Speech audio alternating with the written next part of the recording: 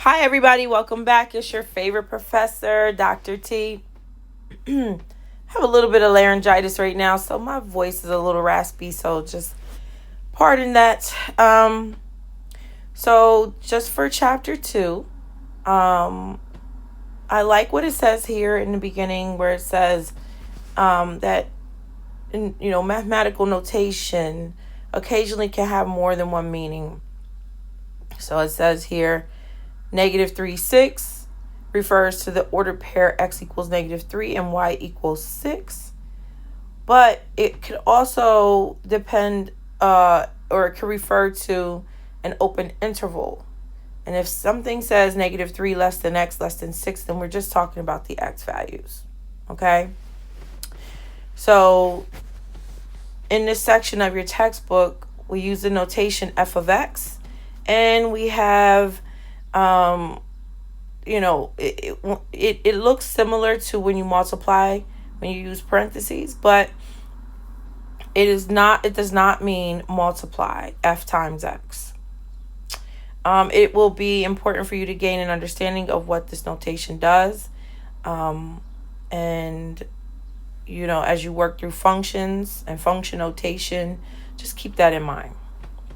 So I believe I already went over domain and range. So I will invite you to use this document that's also in D2L to work out the actual problem yourself. So you can just, model the example. Same thing here. You can also plot these points to see it graphically, so you can see what it actually looks like to, see what kind of function that it creates. For problem number 3. So it's important to write the function in terms of x. So it says y as a function of x. So you subtract 2x from both sides, right? And I'm talking about 3a, that part. And then you just set it up so that it's y equals, let me even write here, y equals mx plus b. So you can even still rewrite this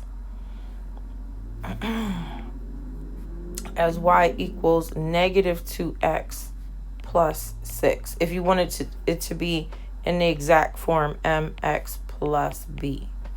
Okay? Then I just encourage you to do 3a on the right side. I'm pretty sure I talked about this in class about the x squared plus y squared being equal to 1 and whether it's a function or not. So if you notice here, x squared plus y squared equals 1 is not a function. Why is that? Because if I can draw a straight line and touch the graph twice, it's not a function. So you would have to break it up, and they have it on there as y equals the square root of 1 minus x squared. And then you can see here that it's half a circle. Now this is a function. So I encourage you to do 3b. Okay. The answers are at the end of this document. So see if you can, work it out yourself. And if you still feel like you don't understand, then just read the parts of your book that help you understand what it all means. So for this one, again, this is just a reiteration of what we did in class. So you just substitute the value -5 in for x. For the next one,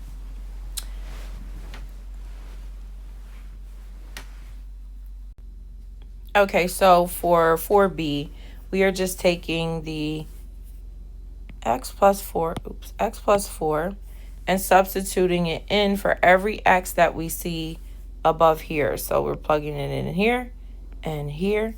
And they're just saying that the a plus b squared part is similar to this here. So you can, think about it different ways. But you can review that. You can pause the video and review that. But for over here, I'm going to use the same expression. So we have g of x plus 5 is equal to x squared plus 2x plus 3. That means that I'm plugging in x plus 5 everywhere. So x plus 5 squared plus 2 times x plus 5 plus 3. So this is x squared plus 10x plus 25 plus 2x plus 10 plus 3. And I end up with x squared plus 12x plus, let's see, we got 35 and 3, so plus 38.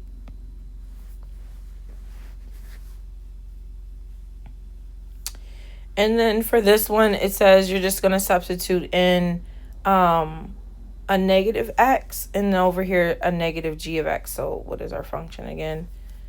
X. So g of negative x goes into x squared plus 2x plus 3.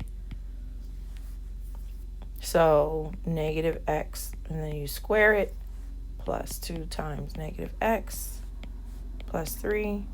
And then you just notice what happens, minus 2x plus 3.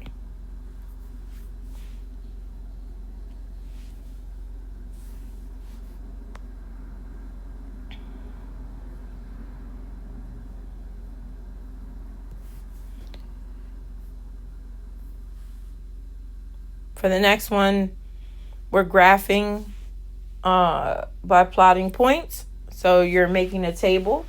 Now, you can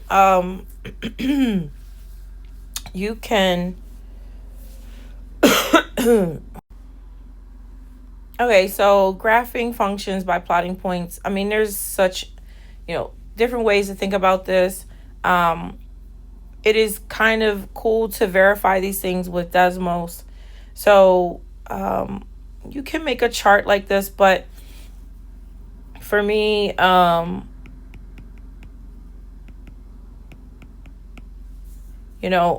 noticing that g of x is the same as f of x, but it's just going down by 2, right?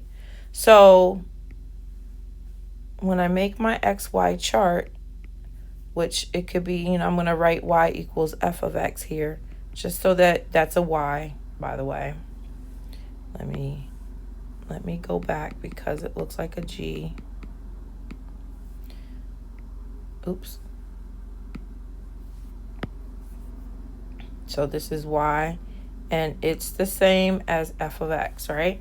So whatever x is, so if I start with -2, -1, 0, 1, and 2, whatever x is, y is the same but positive, right?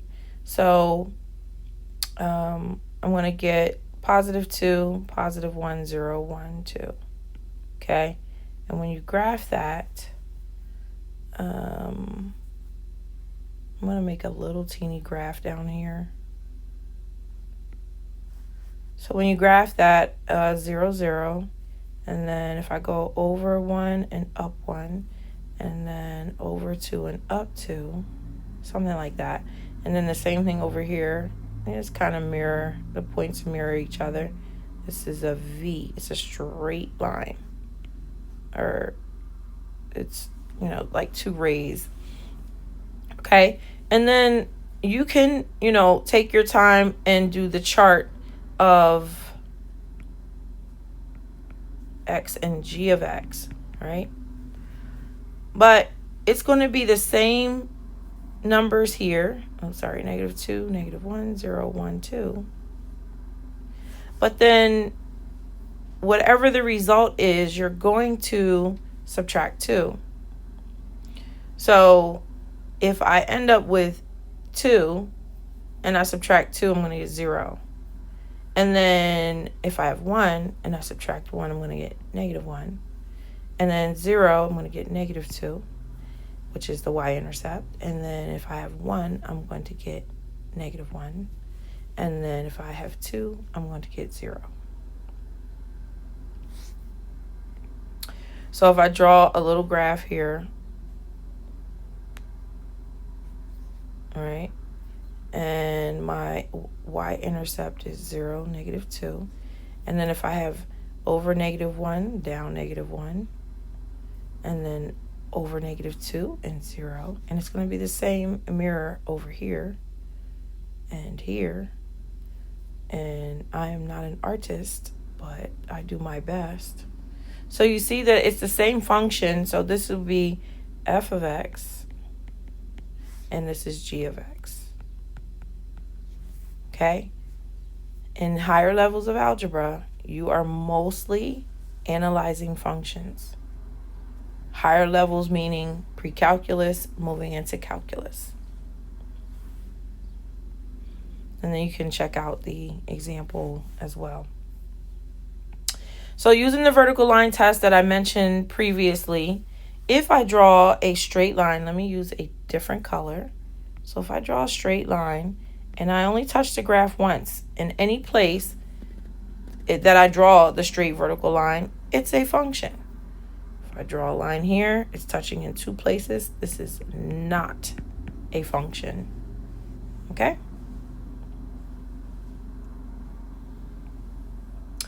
And then here it says obtain information about a function from its graph. So if you look at this graph, it's doing, certain things.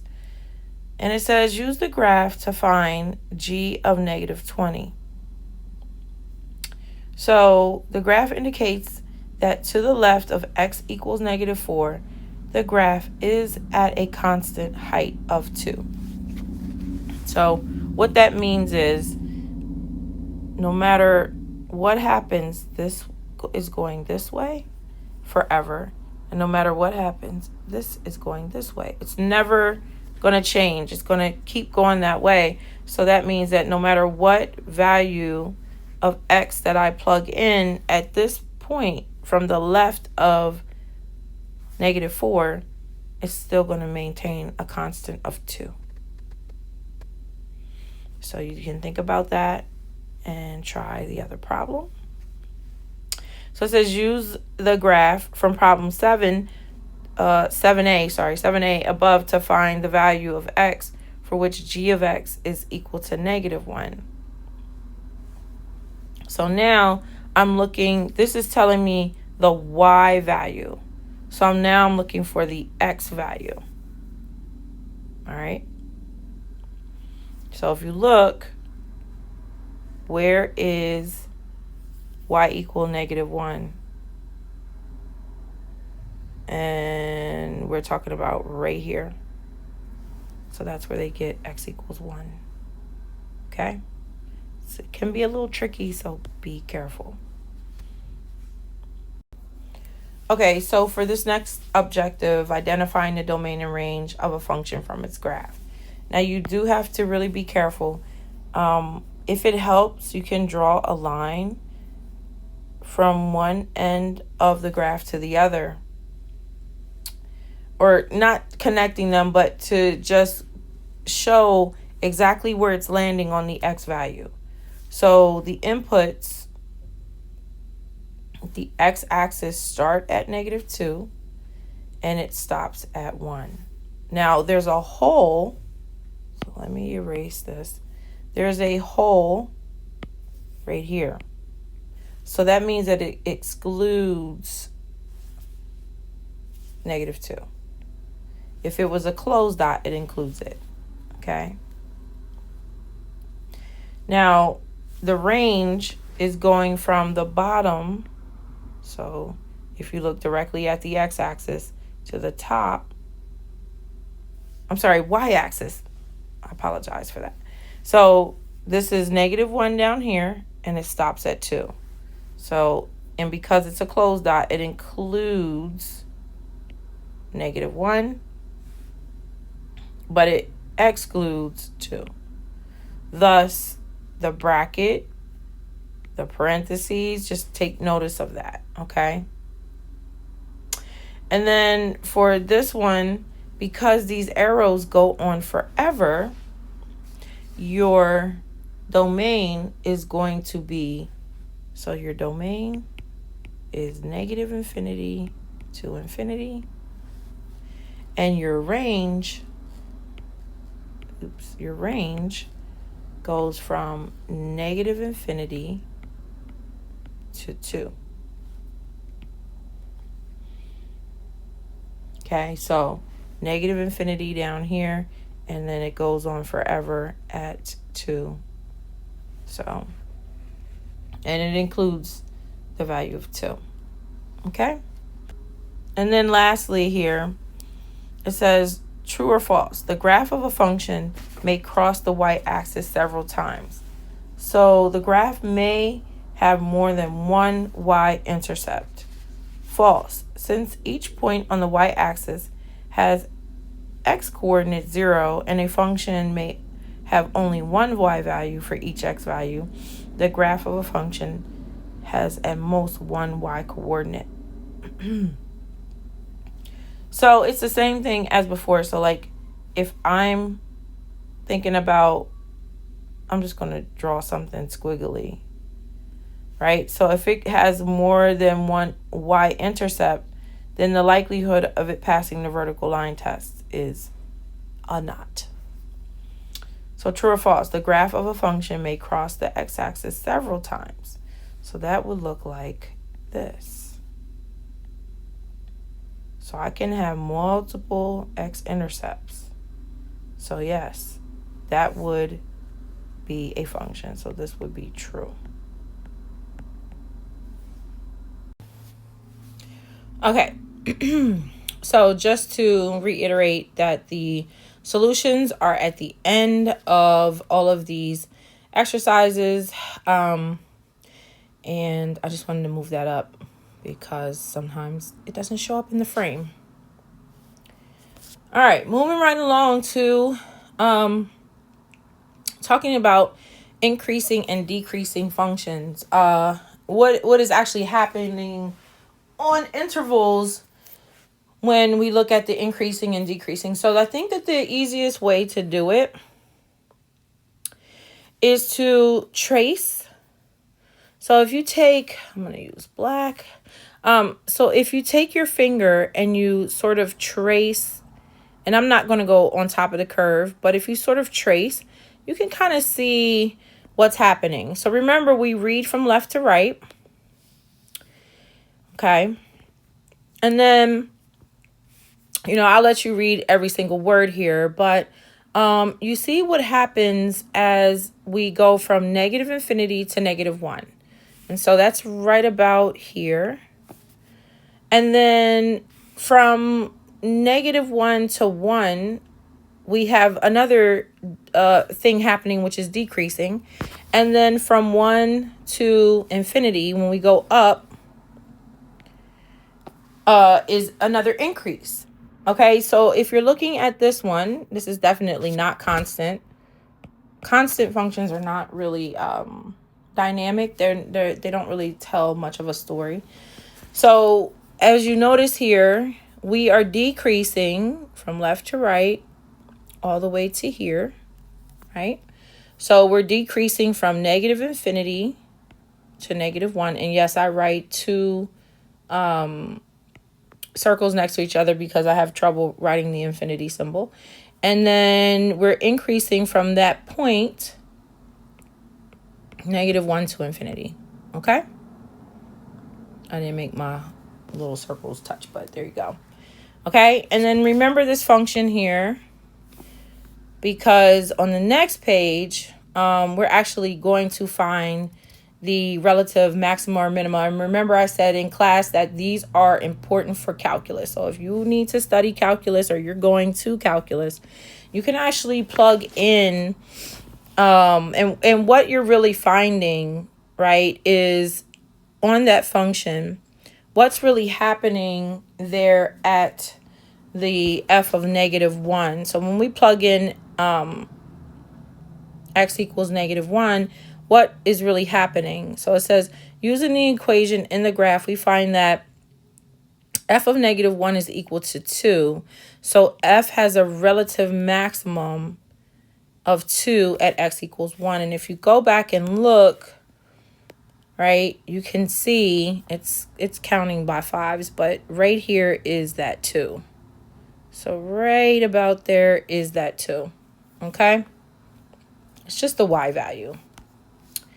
And then at the second turning point, at x equals 1, we see that there is a relative minimum at -2. So there, is another function right here. Okay. And you can just pretty much read it from the graph, right? So if you look at the graph, this minimum here, the y value is 0. So the relative minimum, 0. Then there's a relative maximum, right? If you look at the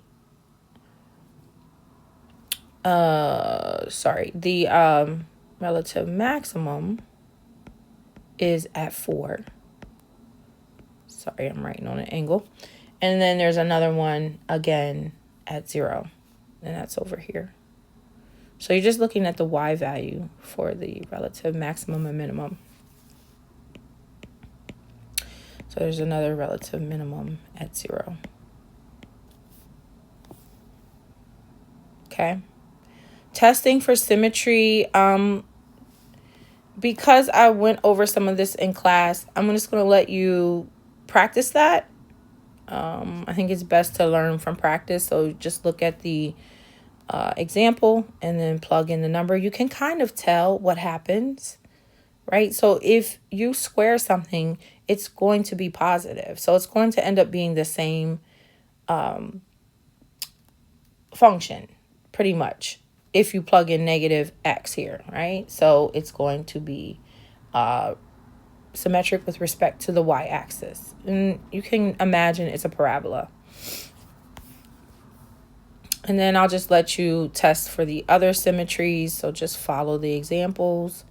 Do exactly the same thing. Just read the example and then just follow. And then here, just to determine whether it's even, odd, okay? Even or odd, and recognizing the symmetry. So if you think about it, when you plug in -x, right, for A, you're going to get -x cubed minus x, right? So it changes it so it's odd. Oops, odd. Okay. And then for the next one, for B, it's going to be neither, because it changes one but not the other. So if I plug in g of -x, I'm going to get x squared back, but it's going to change the x. So it's neither.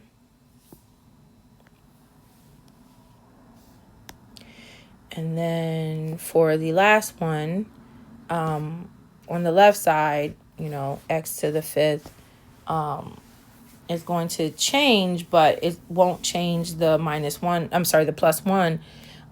So it's not odd. So it's neither even nor odd, even though it gives the illusion that it's going to be odd. So for here, when I plug in -x and I square it and I take it to the 4th power, it's going to end up being the same function. So it is even.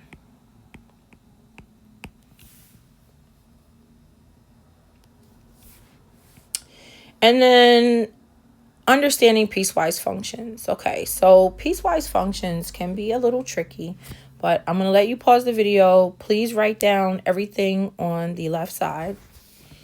And they are important for when you're doing calculus or pre-calculus, okay?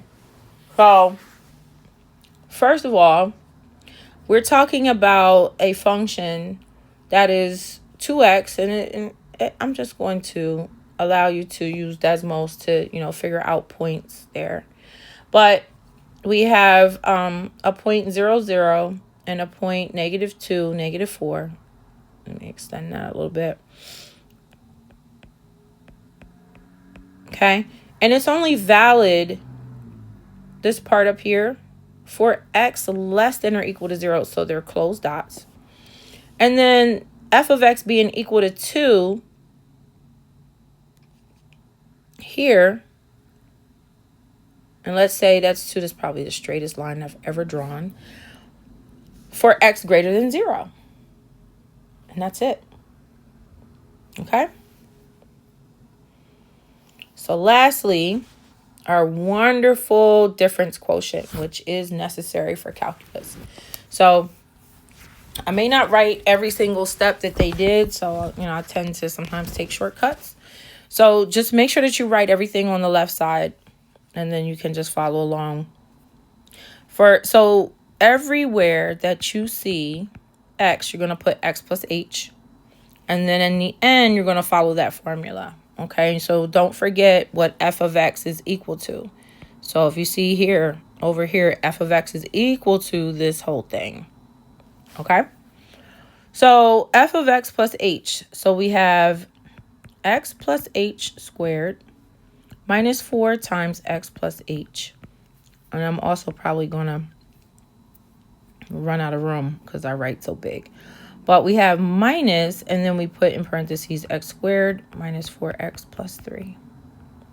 So I know just from experience that this is x squared plus 2xh plus h squared minus 4x minus 4h plus 3 minus x squared plus 4x minus 3 all over h. And the beauty of these is you can start to eliminate terms. So that's gone, that's gone, that's gone, that's gone, that's gone, and that is gone. So I'm left with, make sure I cross them all off. So I'm left with, do I want to start with, let's say 2xh. Plus h squared. We usually like to write the h squared first, but minus 4h all over h. Okay. And then, in order to eliminate the h's, you would really technically need to write every single one of these over h just to have it organized. And that is an h, not an n. I know it looks like an n, but it's an h. I'll extend it a little bit. So you end up with 2x plus h minus 4. Okay? And just a little disclaimer, h does not equal 0. It's not allowed to. It makes it undefined. Okay?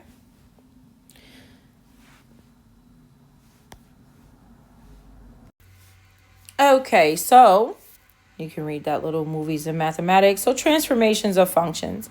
And I do need to give you a sheet full of parent functions, because when we transform functions, we base them off of the parent functions. And that's y equals x. Well, now it's f of x equals x. And then we usually either talk about x equals c, which is a constant function. But because you're in college algebra, we are moving on to higher order functions. So x squared, x cubed, absolute value. And then we're just transforming those functions around. So I'm going to let you kind of discover. I think it's better for you to discover what happens with these functions. And then you can see here that the graph of f of x equals the absolute value of x.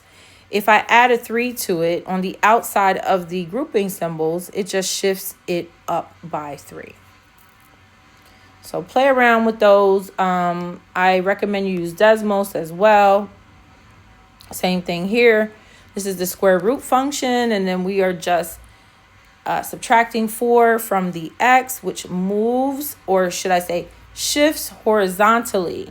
So if I'm subtracting 4, it shifts the parent function to the right. It is the opposite. So be careful about where the number is located, if it's outside of the grouping symbol or inside of the grouping symbol. And yes, f of x being the absolute value of x, those two lines are grouping symbols, as well as the square root is a grouping symbol. So it does matter where it's placed in the function. For this one, I am going to use Desmos to demonstrate because it looks like a big X.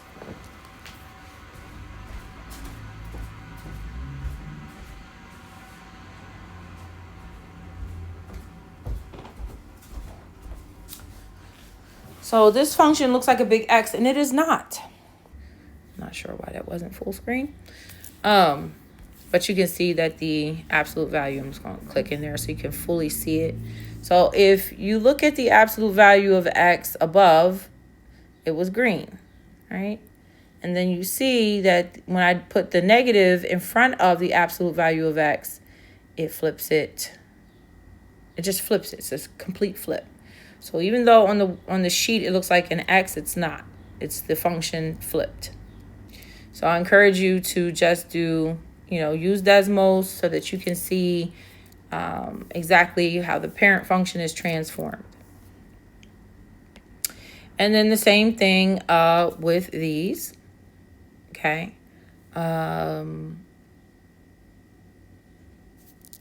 It's just pretty straightforward. You're just transforming these around. And again, if you have a lot of difficulty with this, then I encourage you to go to the section in 2-3 and, to use the videos and the PowerPoints and anything that helps you practice. So when you multiply a number on the outside of whatever X parent function you have, then it starts to shrink it or expand it. So here you see that on the left, number 5, the 2 is vertically stretching the graph. Okay, so g of x is the transformation, and it's transformed by 2. And you just see the table there. So then think about the graph of x cubed and the transformation that occurs when you multiply 1/2. You can think about what that does, and then you can verify it with Desmos. And then here, we're stretching and shrinking. So I just encourage you to check out what happens with those. Number 6A, what's going on?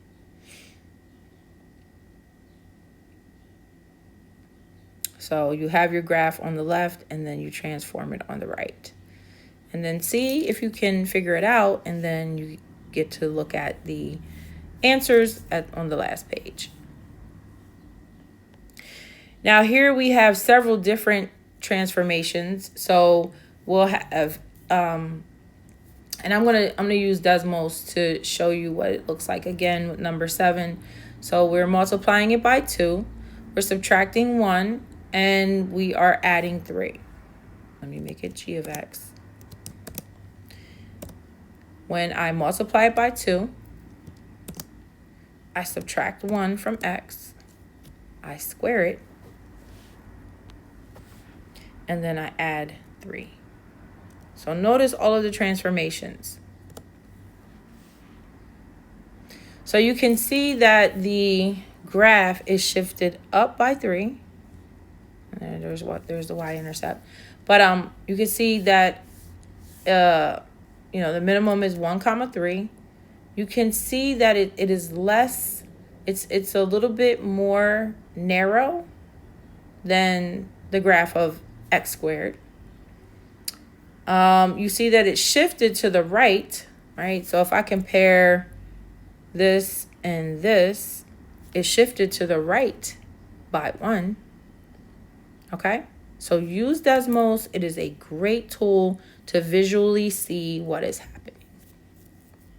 I recommend it highly.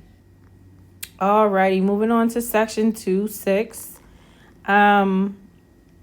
Composite functions. Really important. So you can read this introduction.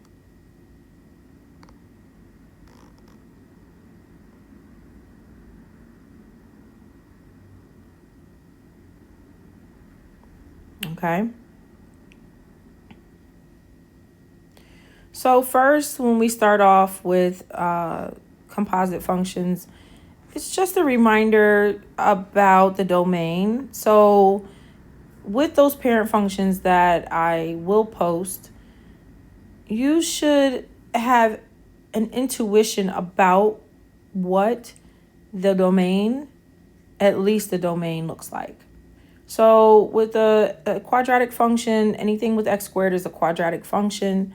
So when you look at this, you think to yourself, well, where does it begin? Where does it end? What kind of function? What is the shape?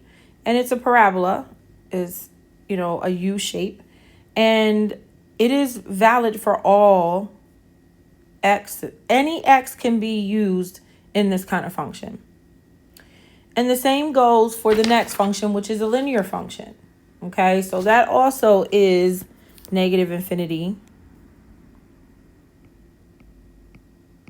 to infinity. So that is the domain.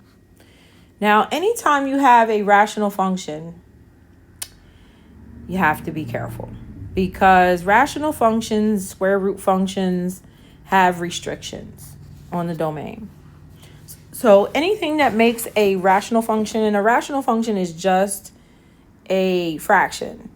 Anytime you have something like that, you have to be careful, because if it makes a denominator 0, it's going to cause a problem. It's called undefined. Now, also because you have a square root in the denominator, that also causes a problem, because it cannot be a negative result. So you see that the example is a lot harder than the actual problem, the pencil problem. So just notice what they do. You can pause the video at any time and read what is happening. And then if you do the same thing over here, you take x minus 5 and set it equal to 0. X is equal to 5. And so that is the part that is the restriction. Okay. Also, because there's a square root in the denominator, you must take x minus 2, and that must be greater than, right? That must be greater than 0, right? So x must be greater than 2, right? Because if it's less than 2, so let's say if it's 1 minus 2, then you're going to get a negative number, and we can't have that. So the domain is restricted between 2 and 5, and you can graph it to see what that looks like. And then that's a union of 5 to infinity. Okay, and it does not include 5, because if I include 5, it will make the denominator 0. So if I plug in the actual number 5, 5 minus 5 is going to give me a 0 result in the denominator, and that is not allowed.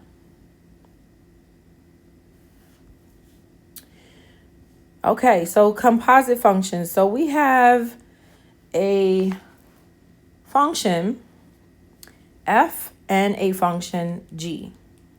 And all we're going to do is add them together. Okay, so you can look at the example. And then on this side, we're just going to add them together. So I'm going to add 2x squared minus x minus 3. And I'm going to add x plus 1. And I'm just going to, simplify. And then those cancel. So we get 2x squared. And that would be minus 2. Okay, so f plus g of x is how you read it. And then similarly for minus if you take one function and subtract the other one, you're going to use the same function here. So 2x squared minus x minus 3. And then when you subtract, you have to be careful. Make sure you put a parenthesis. I'm sorry, you put a minus and then parentheses. So you end up with 2x squared minus x minus 3 minus x minus 1. And so now we end up with 2x squared minus 2x minus 4. And then you have to state the domain. So because this is a quadratic, this is a quadratic, the domain is negative infinity to infinity.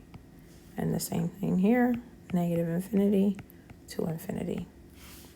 Then when you multiply them together, we have 2x squared minus x minus 3 and multiply x plus 1. And the easiest way to do it is to just multiply. You really are not doing the FOIL method, so you're just going to multiply x to every term. So 2x to the third minus x squared minus 3x. And then you add that to everything multiplied by 1. So plus 2x squared minus x minus 3. And you end up with 2x to the third plus x squared, because when you add the x squared terms together, and then minus 4x minus 3. And the domain is also negative infinity to infinity because it's still a quadratic. And then when we divide the two, so we have 2x squared minus x minus 3 all over x plus 1. And you just have a restriction. So there's no simplifying or anything unless you find, right? Unless you find that you can factor x plus 1 into the factored form of the quadratic. But here there is none. So the domain is restricted by -1. So we go from negative infinity to 1. Right? And that's a union, and I don't write the lowercase u. Union of 1,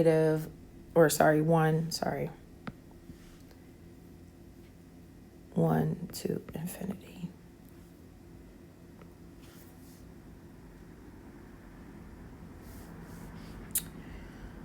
Okay, and then we have circle functions. So these are a lot of fun because what you're going to do, the way you read this on the left here, this is f circle g of x, and then this is f of g of x. Okay, so the way that I think about it is every place that you see an x in the f function, you place the g function, the whole thing. So you can pause the video so you can, work through that. You do have problems in your homework that are like these. Okay, so for this one, because I tend to run out of room, I am going to start here. So 4 times x, which is, you're going to plug in the g function, minus 2, right? And then minus 3. So 4, oops.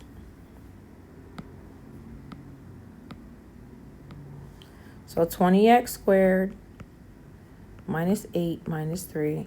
So I get 20x squared minus 11. And the domain, do they want the domain? No, they do not. All right. And then you can just flip it around and do G circle F. So you're just going to flip it. You're going to change it.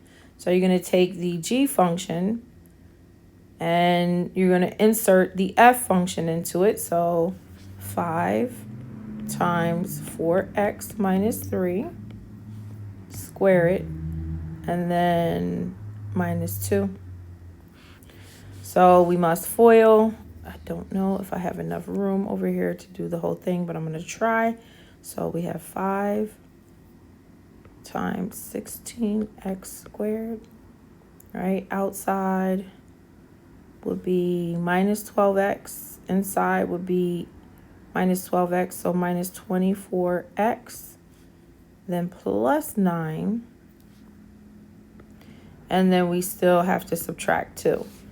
So 5 times, I'm going to go back over here.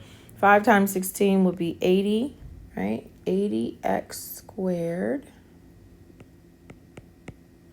And then 5 times 24 is 120x. And then plus 45 minus 3. And I just want to check that to make sure that 5 and 24 is 5 times 24. Yes. So we end up with 80x squared minus 120x plus 43. All right. And then when you have your composite function, then all you have to do is just substitute it into the one that you already modeled. So if you look up here, you have f circle g, right? And you got 10x squared. So I'm talking about this right here, 10x squared minus 5x plus 1. And mine over here is 20x squared minus 11. So I'm just going to take the f circle g. That's what they're doing here. And they're plugging in, oops. Yeah, right there. They're plugging in negative 1. So for ours, we had 20x squared, right? 20x squared minus 11. Is that right? Yes. So all I'm going to do is just plug in 2. So 20 times 4 minus 11. So what is that? 80 minus 11, which would be 69. Is that right? Yes. All right. So now here's the challenging part. This is what you should try because this is the most difficult type. So I would definitely write down what's on the left, okay? And then do the problem that's on the right.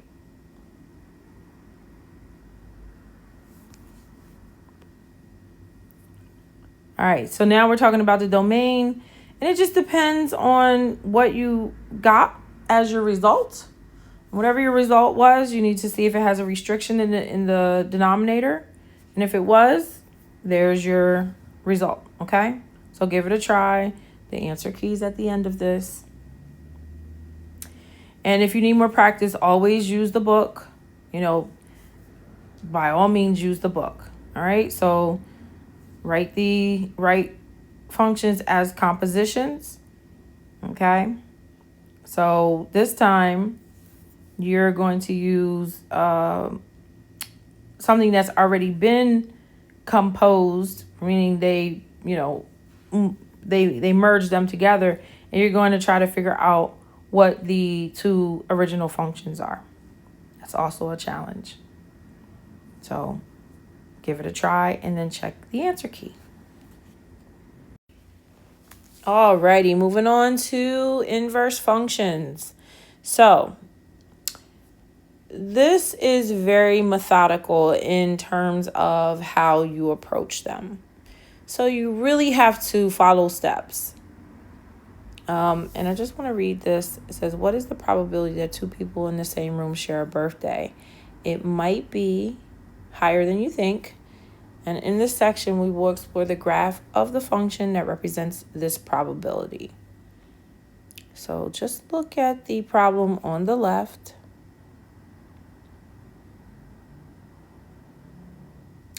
So what you're trying to do is you are going to change some things around, substitute one function into the other, and if you end up with x, then they are inverses of each other.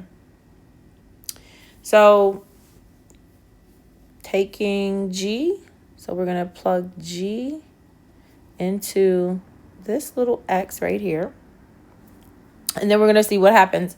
So 3 over x plus 4, right, minus 4. And then we're going to see if that equals to x. So these two drop off.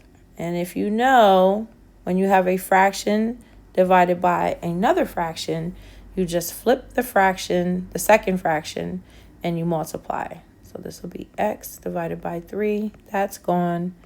And 3 divided by 3 is 1. So we end up with x. Okay? And then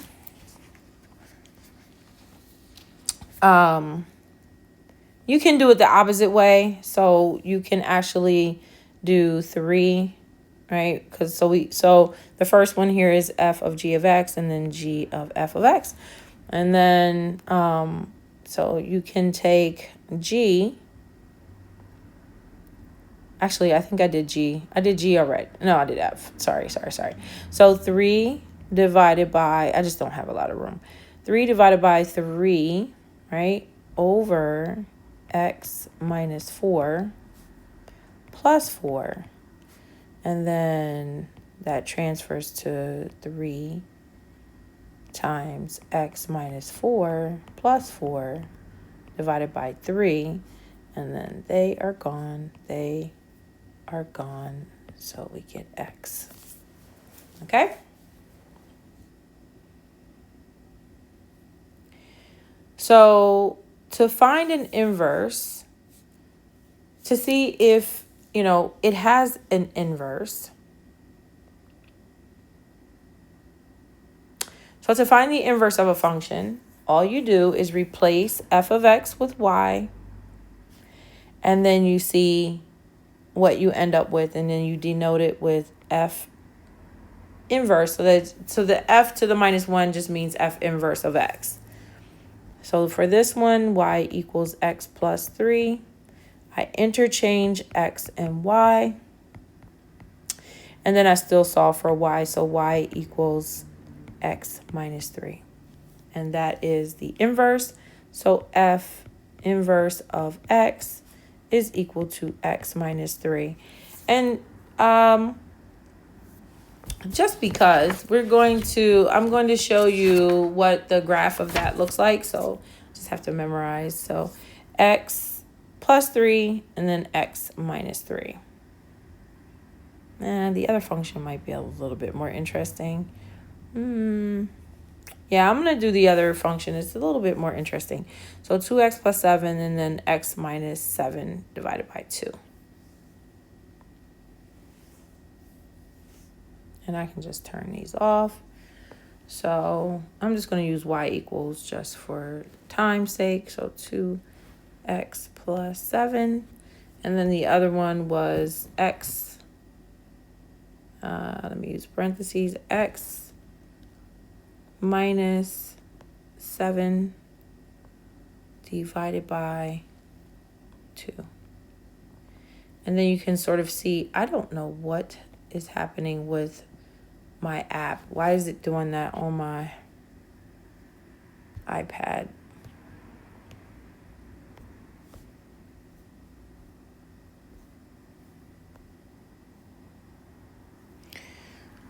Okay, so I'm just going to use y equals 2x plus 7. And then y equals, I believe it was x minus 7 and divided by 2. Oops, divided by 2. And then you can see, they're kind of opposites, right? As long as I put the numbers in there correctly, yes, x minus 7 divided by 2. Okay. Other functions are a little bit more interesting. So how about this one? Let's look at the example. You can write it down and then I'll try the other one. So y equals x plus 2 to the third power. And then I just do the cube root of y equals x plus 2. Oops.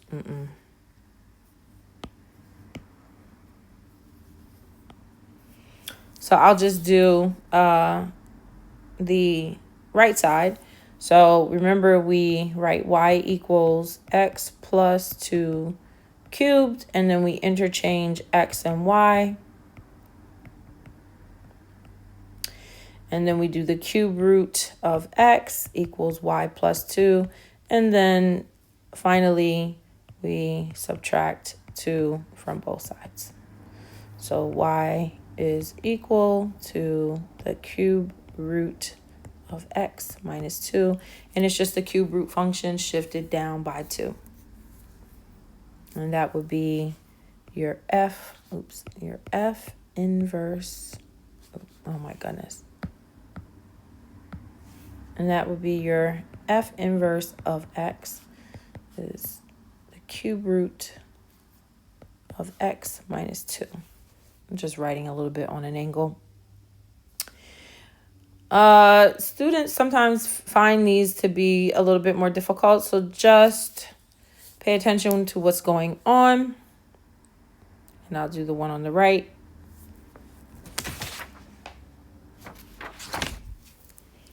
So y equals x plus 4 divided by x plus 2. We are going to change out x and y plus 4 over y plus 2. And then we are going to, so we need to multiply y plus 2 to both sides, okay?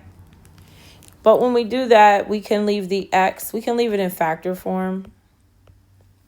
Equals y plus 4. So we distribute xy plus 2x equals y plus 4. And then we we just move some terms around. So we subtract y and we subtract x. So this would be 4 minus 2x over here. Then we factor out y, so x minus 1 equals 4 minus 2x. And then we just divide both sides by x minus 1. So y is equal to 4 minus 2x over x minus 1. And that's the same thing as f inverse. I'm writing super on a slant, so I'm just going to, we can just scribble that part out and yeah. Okay. And then we definitely went over this. So use the horizontal line test to determine if a function has an inverse. Okay, so because it does pass the horizontal line test, it has an inverse. The same with the example. And then there's one where you can graph. So you can graph the f and then f inverse. So give that a try. And then lastly here, you're just finding the inverse, and if x is greater than or equal to 0, graph f inverse. Okay, so just follow along. It's pretty neat how inverses work. So just follow that and then try this one. Okay. So you're going to find the inverse and graph f and f inverse in the same rectangular coordinate system. Okay. All right, and then last but not least, the distance formula is connected to the distance, and the midpoint are connected to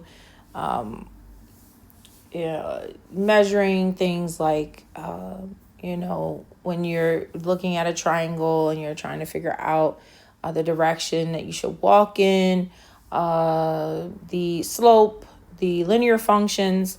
And so it's pretty straightforward. The thing that I do recommend, though, is you label your points. So x1 comma y1, I'm trying to write as small as I can, x2 comma y2, and then you just plug them into the formula for the distance.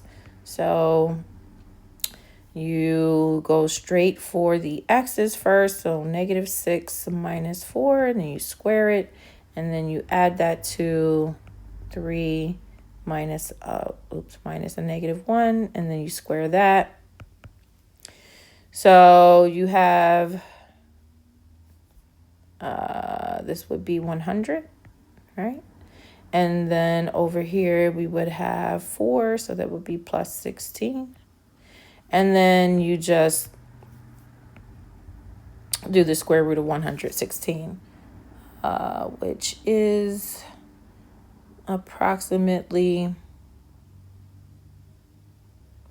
10.77, which makes sense because it's near 100. Okay. And then likewise, you just plug numbers in to the midpoint formula. So x1, y1, x2, y2. It is so hard to write small. I guess I can make my pen a little smaller. So x1 and x2 would be 6 plus 2 divided by 2, comma. And this is just the midpoint of a line segment. So we would have 8 plus 4 over 2. So we would end up with what? 6 comma 6. Oh no, sorry, 4 comma 6. 4, I was multiplying. 4 comma 6 would be the midpoint of that line.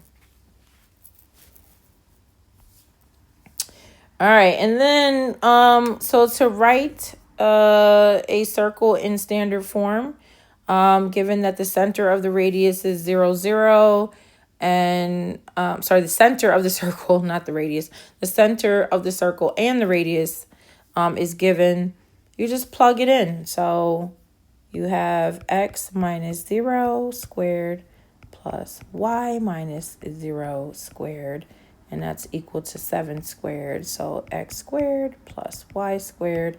And I believe I showed you what a circle looks like on Desmos, so you can graph that if you want to see what it looks like. And then just try the one down here.